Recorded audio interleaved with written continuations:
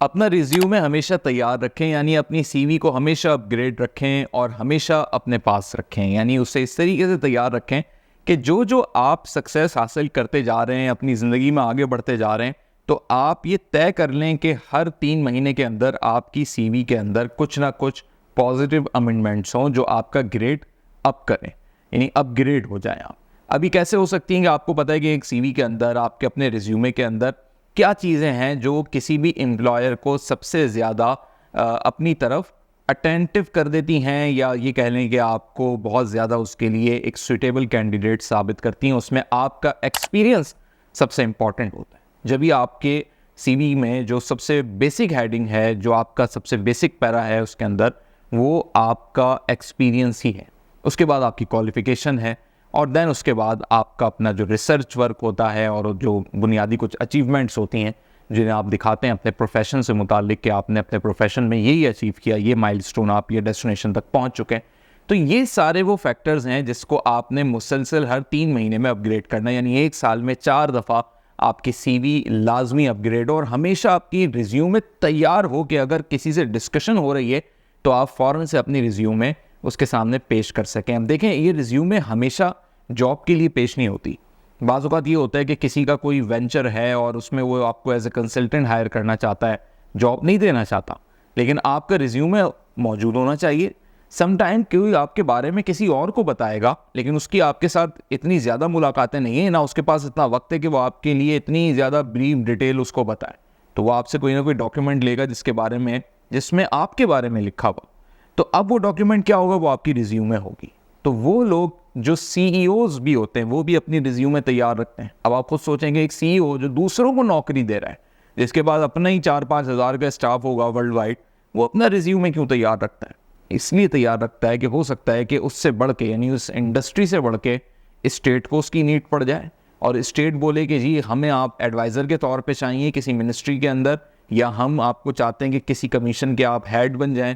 जिस तरीके से वर्ल्ड बैंक है, यूनाइटेड नेशंस के मुख्तलिफ ज़ैली इदारे हैं, तो ये लोगों को कहते हैं कि ठीक है जी, हमें इस लेवल का बंदा चाहिए कि वो आम एम्प्लॉय नहीं होता, उसका तजुर्बा हो कि वो किसी कंपनी को रन कर चुका हो या कर रहा हो, तो वो फिर कहते हैं हमारे बोर्ड में आके बीइंग अ मेंबर वो ऐड हो। अब वो चाहे उसकी वॉलंटरी पोस्ट हो, ऑनररी पोस्ट हो, या उसको उसके कुछ और प्रिविलेजेस अदा किए जा रहे हों। और ये याद रखिएगा कि बहुत सारी जगहों पे ऑनररी या वॉलंटरी जो पोस्ट होती हैं वो लोग इसलिए भी एक्सेप्ट कर लेते हैं क्योंकि उनको ही पता होता है कि इससे हमारे करियर के ऊपर वो पॉजिटिव इफेक्ट्स आ रहे हैं कि आपको अगर ये ऑफ़र किया जाए कि जी आप यूनाइटेड नेशन की किसी कमेटी के मेंबर बनेंगे, पैसे आपको कुछ भी नहीं मिलेंगे, आने जाने का सिर्फ टिकट मिलेगा, तो आप क्यों खुशी से नहीं बनेंगे? क्योंकि आप ये जानते हैं कि आप जब अपनी सीवी के अंदर, अपने रिज्यूमे में ये चीज़ मेंशन करेंगे तो इससे आपका प्रोफाइल कितना अपग्रेड होगा। तो ये वो बुनियादी चीज़ है जिसमें आपका रिज्यूमे हमेशा तैयार होना चाहिए। अब सवाल ये पैदा होता है, ये रिज्यूमे तैयार करेगा कौन? क्या ये आप खुद तैयार कर लेंगे? देखें, आप किसी भी चीज़ के अंदर इजाफा तो कर सकते हैं, लेकिन उसका एक लेआउट होता है, उसका एक पूरा पैटर्न होता है। जिस तरीके से खाने की ट्रे सजती है तो उस ट्रे के अंदर क्या क्या चीज़ें कहाँ पर मौजूद होंगी, या किसी बड़े होटल के अंदर, पर कॉन्टिनेंटल के अंदर अगर आप चाय पीने जाएंगे तो इस तरीके के 5 स्टार या 7 स्टार होटल्स के अंदर जो आपके सामने पूरी ट्रे आएगी वो बड़ी सजी भी आएगी और बड़े मैनर्स के साथ आएगी। कहाँ पर स्पून रखा होगा, कहाँ पे ब्राउन शुगर या वाइट शुगर होगी, आपका कप कैसा मौजूद होगा, बड़ी क्लासिकल वे में आएगी। आपको देखते ही अंदाज़ा होगा कि कितनी ज़बरदस्त प्रेजेंटेशन है, और सारा गेम ही प्रेजेंटेशन का है। आपकी पूरी लाइफ में आपके सारे गेम प्रेजेंटेशन के, आप अपने आप को कैसा प्रेजेंट करते हैं। तो जब एक डॉक्यूमेंट एक कागज़ का सफ़ा है या फिर वो एक डिजिटल सीवी है, यानी वो किसी के मोबाइल फ़ोन में PDF फॉर्मेट में खुलेगी या फिग्मा के ऊपर डेवलप हुई हुई है, तो वो जब आपके सामने आए, यानी किसी बंदे के सामने आए, तो वो ऐसी तो हो कि आपकी प्रेजेंटेशन निखर के आए कि हाँ यार कुछ है इस बंदे में ऐसा। तो अब आप कैसे बनाएंगे? अगर आप किसी टेम्पलेट को उठा लेंगे, गूगल से डाउनलोड कर लेंगे, उसमें अपना डेटा डाल देंगे, और आप ये जानते ही नहीं कि वो एक IT के बंदे की सीवी है, वो एक मार्केटिंग के बंदे की सीवी है, तो उसकी एक साइकोलॉजिकल मैसेज है उस पूरे लेआउट का, जो आपकी अपनी प्रोजेक्शन के ऊपर नेगेटिव मार्क भी कर सकता है। तो आपको पहले थोड़ा सा सोचना होगा, बहुत सारे टेम्पलेट्स ऐसे देखने होंगे, सिलेक्शन करनी होगी, फिर उसमें कुछ अपनी क्रिएटिविटी डालनी होगी, देन उसके बाद आप उसमें अपना डेटा डालेंगे, तो आपका जाके एक ऐसा रिज्यूमे का सिर्फ लेआउट तैयार होगा जिसमें आप फिर अपना डेटा इंटर कर सकेंगे। अब डेटा कितना डालना है, कंसाइज करके डालना है, कौन सी चीज़ें रखनी है, कौन सी हिडन करनी है, कौन सी बिला ज़रूरत चीज़ें आपके करियर के अंदर जो रिज्यूमे में ज़रूरी नहीं है कि आप लिखें। फॉर एग्जांपल आपका पूरा एक हिस्ट्री है, एक्सपीरियंस है आपका 12 साल का, उस 12 साल के अंदर आपको पता है कि बीच का एक ऐसा टाइम पीरियड आया जिसमें आपने 6-6 महीने की 4 जगहों पे ऐसी जॉब्स की हैं जो बेकार हैं, उसको मेंशन करना ही बेकार। तो आप ये सोच रहे हैं कि वो 6 महीने का मैं गैप रखूँगा, अगर नहीं लिखूँगा तो वो क्या इंप्रेशन जाएगा। सच लिखिए और उसको हटा दीजिए। एक तो वो चीज़ मत लिखिए जिसकी वजह से नेगेटिव इंप्रेशन जाए, और दूसरा अपनी सीवी में वो काम नहीं कीजिए कि जो आप में है ही नहीं और आप वो चीज़ लिख दें, वो एक्सपीरियंस लिख दें, वो स्किल्स लिख दें, जहाँ आपने काम नहीं किया उस कंपनी का जिक्र लिख दें। तो ये काम भी नहीं कीजिए। हाँ, अगर कहीं गैप आ रहा है हटाने से किसी चीज़ को, कि कहीं 6 महीने की जॉब की थी, वो कंपनी बंद हो गई या वो उसकी रेपुटेशन ख़राब हो गई, साल भर जॉब की थी।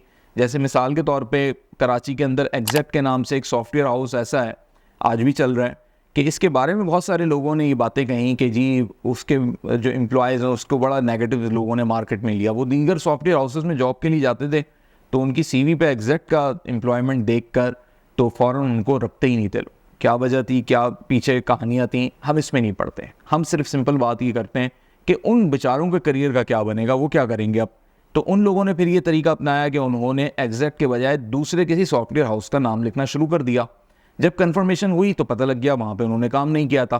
तो अब वो परेशान कि झूठ लिखें तो पकड़े जाएं और सच लिखें तो जॉब ना मिले। तो ऐसी सूरत में हल ये होता है कि आप ना झूठ लिखें और ना सच लिखें, यानी आप उस पूरे टाइम पीरियड को निकाल दें। तो लोगों का सवाल ये होता है कि फिर वो जो गैप आएगा हमारा 2-2.5 साल का, 6 महीने का, जितना टाइम हमने वहाँ पे काम किया उसका क्या करें। यही आपकी सच्चाई है और यही आपकी ईमानदारी है कि आप उस गैप को गैप रहने दें। और अगर इंटरव्यूअर, एम्प्लॉयर आपसे इंटरव्यू के दौरान पूछता भी है उसके बारे में इन डेप्थ के, भाई आपके इस करियर में गैप क्यों आ गया, तो आप अगर किसी बात को संभाल सकते हैं तो संभाल लें उस टाइम। और अगर आपको लगता है कि आपके स्किल्स को लेके वो इतना ज़्यादा मोटिवेट हो चुका है आपकी तरफ से कि वो इंटरेस्ट ले चुका है आप में कि हाँ उसने हायर करना है, और आप समझ रहे हैं कि आप उसके साथ अब शेयर कर सकते हैं ये बात जिससे इतना ज़्यादा नेगेटिव इम्पैक्ट नहीं पड़ेगा, तो शेयर कर लें। लेकिन जहाँ आपको लग रहा है कि नहीं नेगेटिव इम्पैक्ट पड़ सकता है, अच्छी भली हायरिंग होते होते रुक सकती है, तो वहाँ आप इस बात को इस तरह कह के भी रोक सकते हैं कि मैंने इतने टाइम काम करने के बजाय अपने स्किल्स को इम्प्रूव करने के लिए मुख्तलिफ शॉर्ट कोर्सेज़ किए, सर्टिफिकेशन कोर्सेज़ किए, और उससे मैंने अपने स्किल्स को इम्प्रूव किया। और आप उसकी कुछ ना कुछ सर्टिफिकेशन का हवाला ज़रूर देंगे, कोई ना कोई आप ऐसा काम ज़रूर दिखाएंगे अपनी सीवी के अंदर। तो रिज्यूमे को हमेशा अपने तैयार रखें, बड़ा अपग्रेडेड आपका रिज्यूमे होना चाहिए। हर 3 महीने के बाद आप उसमें कुछ ना कुछ चीज़ें ऐड करते रहें, और ताकि आपका रिज्यूमे, और ये ऐड के साथ साथ कुछ चीज़ें निकलती भी रहेंगी, ताकि ऐसा ना हो कि आपकी रिज्यूमे पूरी एक बुक बन जाए। आपने अपने बारे में इतनी बड़ी डॉक्यूमेंट किसी को नहीं देना कि वो पढ़ते पढ़ते इंसान थकावट का शिकार हो जाए, या दूसरा वो सोचे कि 5 पेजेस की सीवी कौन पढ़ेगा, इतना भी कोई मिड करियर में 5 पेजेस की सीवी कैसे बन गई है। तो सवाल यही पैदा होता है कि इसके अंदर आपको बड़ा तरीके से सोचना है, अपना रिज्यूमे बड़ा अच्छे से तैयार रखना है, और इस रिज्यूमे को हमेशा अपने पास मौजूद रखना है, और कोशिश ये करनी है कि नए लोगों से, नए प्रोफेशनल से मिलें और ऐसी बात करें कि वो खुद आपसे कहे कि यार अपना रिज्यूमे तो शेयर करो ताकि मैं अपने पास तुम्हारा डेटा रखूँ। ये आपकी सक्सेस होगी उस मीटिंग की।